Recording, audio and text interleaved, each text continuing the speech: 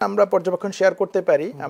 আমার ধারণা হয়তো সালাউদ্দিন আহমেদ অথবা রিজভী আহমেদ ওনাদের মধ্যে কেউ একজন দলের সেক্রেটারি হতে পারে।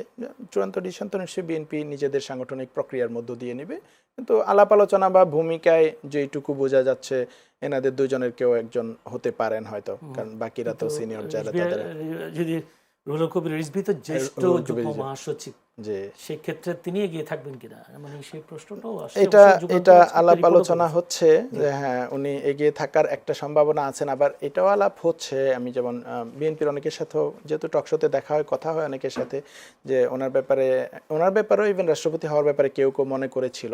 তো ওনার যেহেতু কিছু ফিজিক্যাল চ্যালেঞ্জ আছে, তো এই ক্ষেত্রে দলের মহাসচিব হিসাবে যে পরিমাণ ধৈর্য করা লাগবে বা সাংগঠনিক অ্যাক্টিভিটি করা লাগবে, সেই ক্ষেত্রে ওনার হয়তো কিছু চ্যালেঞ্জ হবে কিনা এটা কেউ কেউ মনে করছেন। আবার সালাউদ্দিন আহমেদ যেহেতু উনি স্বরাষ্ট্রমন্ত্রী এবং ডিফ্যাক্টো অনেকে মনে করেন যে উনি প্রাইম মিনিস্টার হিসাবেও কাইন্ড অফ ভূমিকা রাখছেন, অনেক কিছু ডিল করছেন।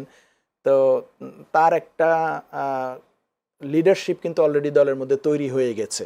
মানে যদিও উনি মহাসচিব না, কিন্তু ওরকম পর্যায়ের একটা লিডারশিপ তৈরি হয়েছে জনগণের মধ্যে, বা ওনার দলের মধ্যে একটা গ্রহণযোগ্যতা তৈরি হয়েছে। তো উনি হলেও আমি অবাক হব না, মানে আমার মনে হচ্ছে এই দুইজনের মধ্যে একজন হতে পারে।